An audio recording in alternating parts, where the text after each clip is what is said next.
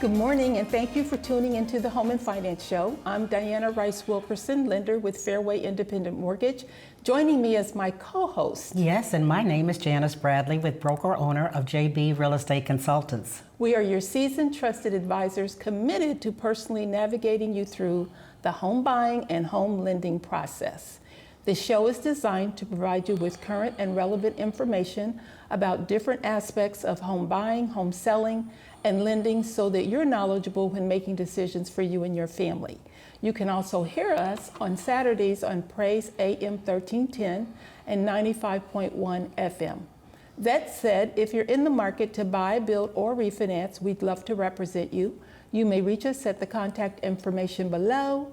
Hello, Shelly. Guzman and Janis Bradley. What's up, chicklets? Well, we've got a twist today, don't we? Yeah, we do have a twist. You're going to see us split up. So I've got X amount of minutes. She's got X amount of minutes. She's going to make sure that we've done exactly and said what we're supposed to do.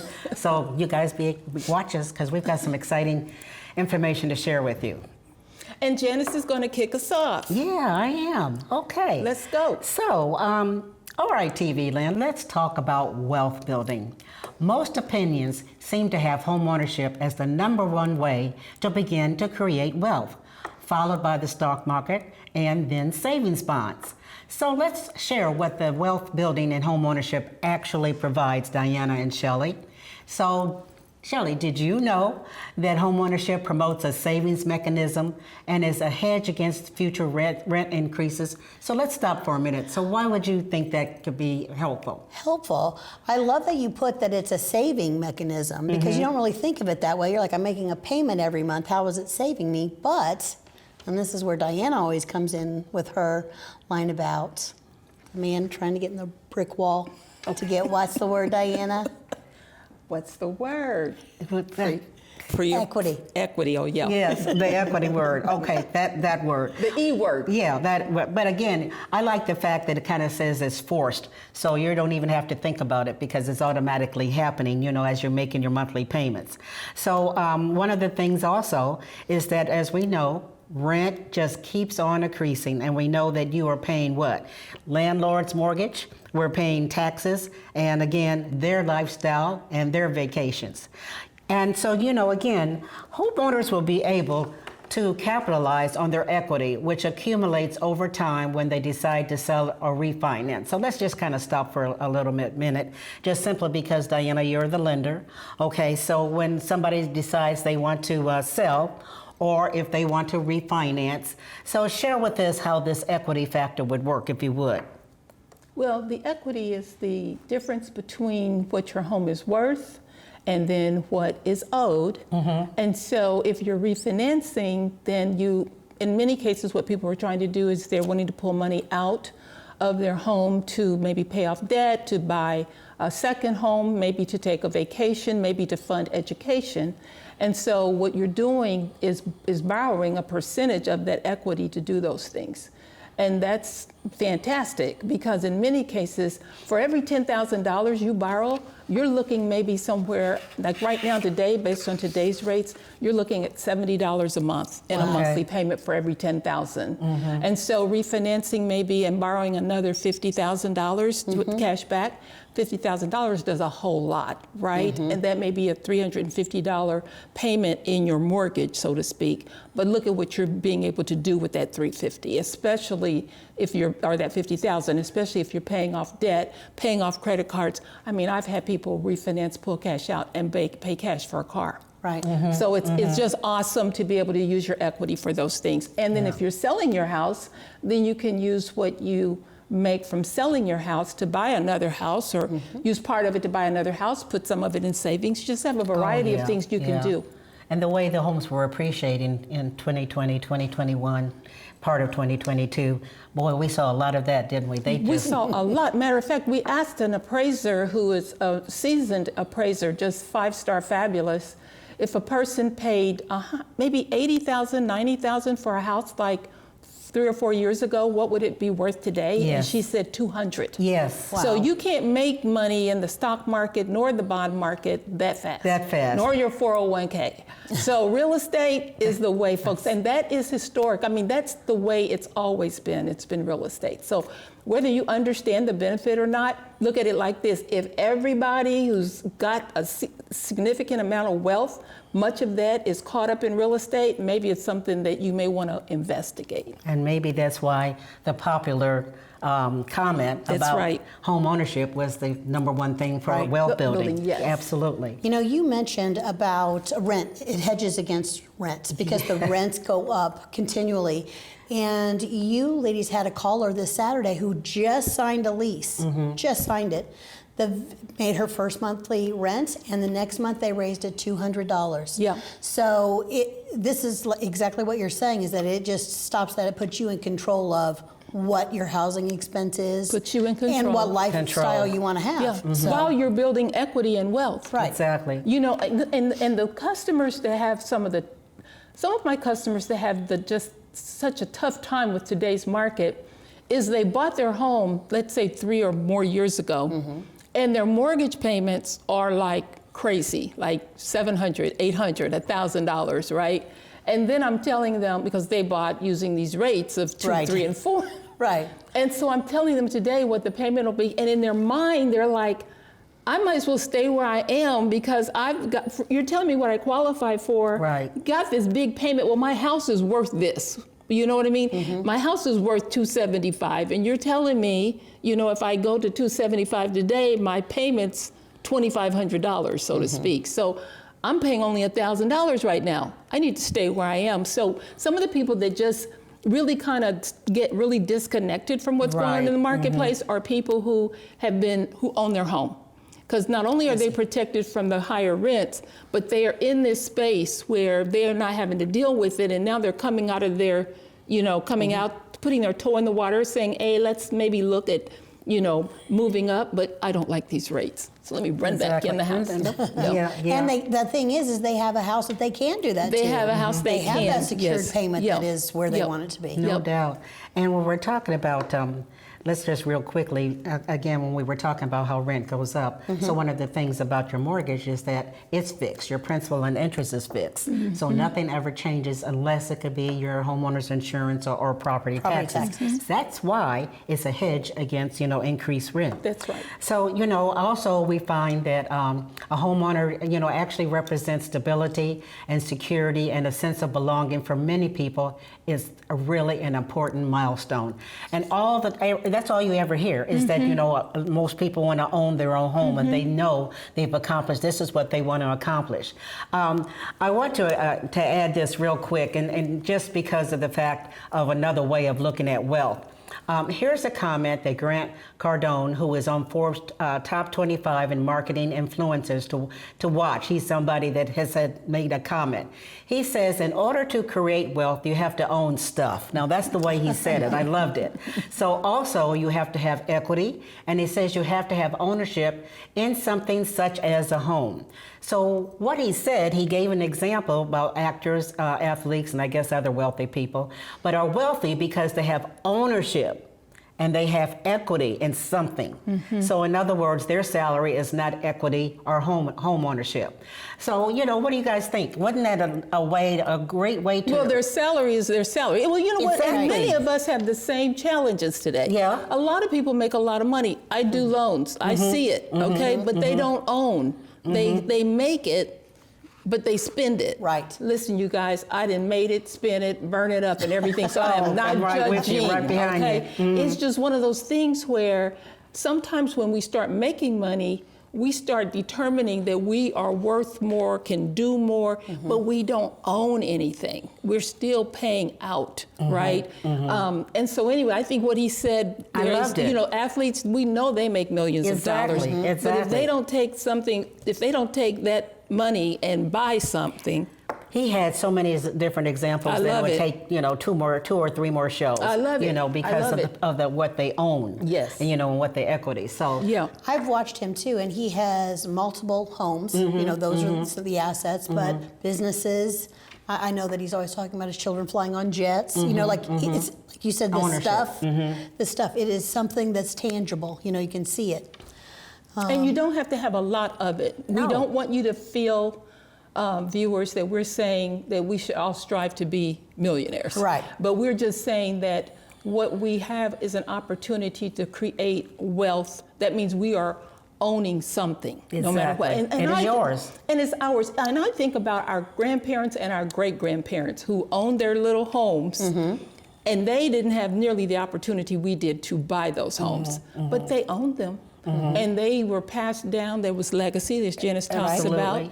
So that's the point. It's not so much how much you have, but that you do own something. And home base is a really good asset to invest in for not only yourself, but also your family. especially your family. There are a lot of experts that even talk about how a lot of kids do better in school and what have you. When they talk about that stability part, that means a lot, because when you're renting, sometimes you just have to keep on moving just because of the expense. One of the other things I had on my mind was just the very fact. This is what I want to share. This is really this is coming from my heart. You hear so much about buying and owning your dream home. And I think that gets things kind of taken away. You know what I'm saying? Yes. Okay. Yeah. Because a dream home, all of us have a dream home in mind. Right. So to me, the dream is to own your home. Right. And that's really kind of what I want to share with this American segment. dream The American dream is to own and the is home. to own the home. And everybody's seen that. Yeah. You know how it really says that. So I kind of want to leave my segment, to that part. So owning a home is your dream, not necessarily the dream home, because we're all going to want a dream home, but actually my dream home is exactly what I have. One level. My dream home comes with the cook, the maid, the gardener, the laundress. So I don't think I'm gonna make it this trip. Okay, all right. But I wanted to take that dream home out of the equation. I love it, really Janis. did. I really agree. did. Owning the home is the dream, and can we get an amen on that? You got an amen. Yes, So Diana, what do you have for us this last half? Well, Okay, we only got 2 seconds. I'm the money person.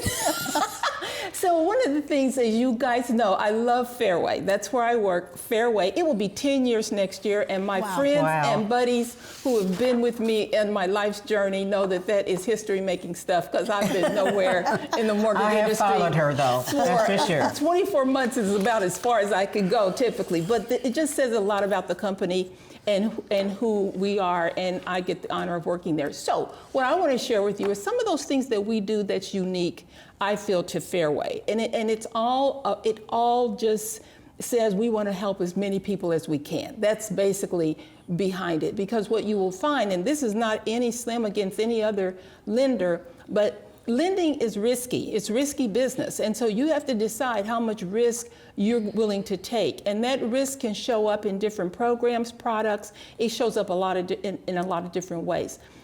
So therefore, you will find that some lenders have a minimum credit score, right? Right. It may be 640, it may be 660, it could be 700.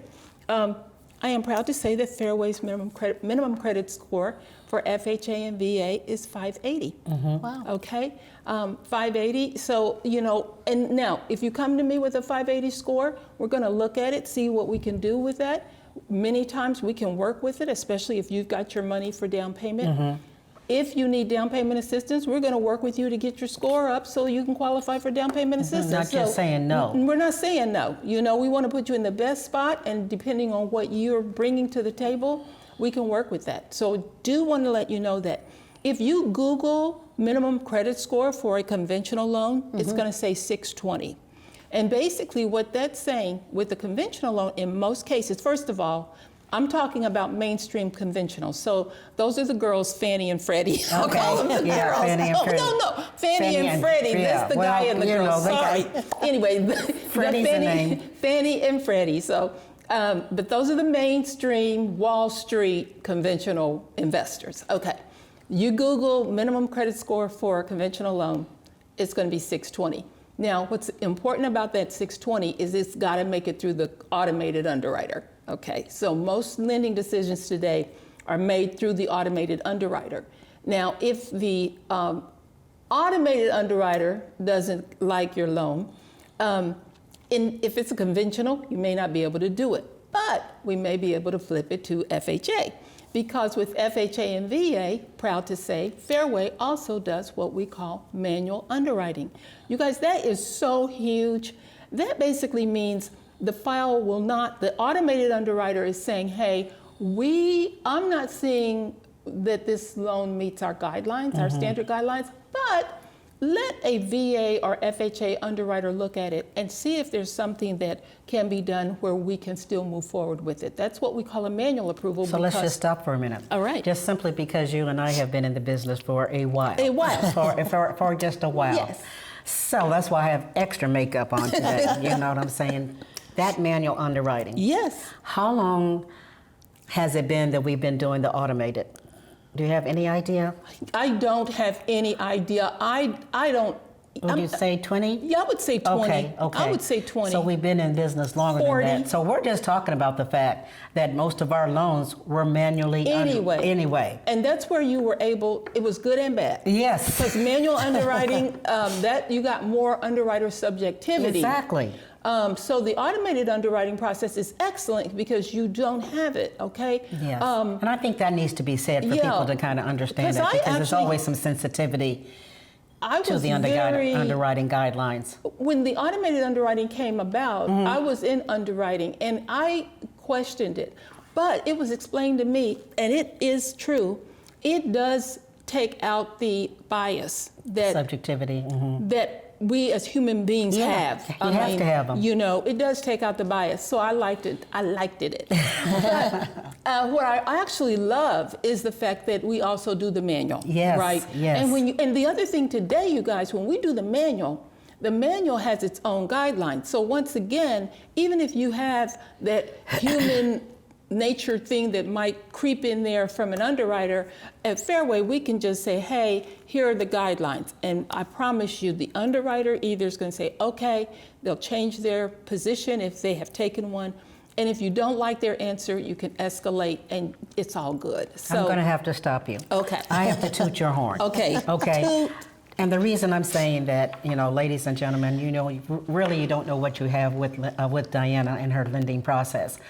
The very fact she understands underwriting. So when she's looking at a loan and analyzing it, she can already feel or just know because of her knowledge what the underwriter is looking for. Of course, she's done everything at a bank, including underwriting. But we're talking about that's an asset. It's an asset. You know, it's an asset. So when she's talking about the manual underwriting, she's already gone through it with a fine-tooth comb.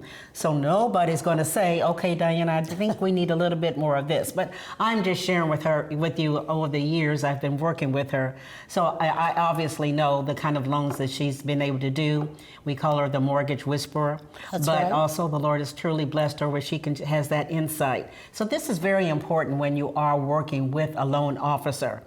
And I'm not taking it back. And that's my what's that word? And what's the word they say? And I'm sticking to it. That's right. That's my story. I'm sticking to it. And I'm going to give all honor and praise to our Heavenly Father. Absolutely. Because it has taken me a long time to realize that He had me on this journey from day one. And so anyway, and it is a blessing and it is an honor. I mean, and it's so rewarding to see somebody who didn't think homeownership was possible for them really, really realize that yes, these are your keys, and yes, that is your house, and yes, you do own it. And it's just, Janice and I are both blessed to be able to be a part of that process. Love it. So, can I interrupt? Real yes, quick? you may. One of the points that Janice mentioned was this is a milestone. Yes. It's a big deal. You know, you're just talking about how they never thought they could. Good, right. And you see that all over social media, whether that's Facebook or TikTok. And, you know, like the day that they close, they're showing you the keys, they're showing you the front, they're showing you the fireplace, they're showing you the backyard, the dogs new, you know. But one of the things that the dogs is now out of an apartment life. Their first backyard. Dog owners, okay, from my house and backyard. But also a lot of times they don't tell anyone in their family they're doing it until they've closed. And they should. And watching these videos on TikTok and Facebook, when the children walk in, they think they're just looking at the next place that they're going to move to. Yeah. And then they're going to rent. Their parents are like, why is my bed in here? Yeah. Wait a minute. Oh, you know what I mean? Like they start calling rooms. They're like, and they literally. They're crying. Yeah. They are overwhelmed with that is a milestone to not just the parents, the homeowners, right, but for the children. Like, we don't ever have to move again. I'm staying in this. I get to have my same friends. That's right. Same school. Absolutely. That's it. It's a big deal. I get to stay on in the same football or basketball league. You know what I mean? Like that is a big deal from that milestone. In their milestone. In their mind, and that kind of knowing the stability. Right. It can stay in the same school system and so on and so forth. And I like the way you did that. I have customers sometimes that don't share that with their kids, what's happening. But one thing I will have to admit, we'll say real quick, we want to make sure we give Diana enough time. Sorry. But I love it when the children are with their parents, and the excitement is unbelievable because they have run through every room, okay, and picking theirs, getting in fights. You know what I'm saying? Master Suite. Now this I will never understand. But that just takes the cake. I've got to say this happened to a situation last year. Diana, you're going to get your turn, I swear. But when the kid, we were in the house, he was 6. He came up to me. He's been all through the house. He asked me if I knew where the good hiding place was, okay? Because that's what he does in his grandparents' house. I had to tell that story, and I'm going to let you go.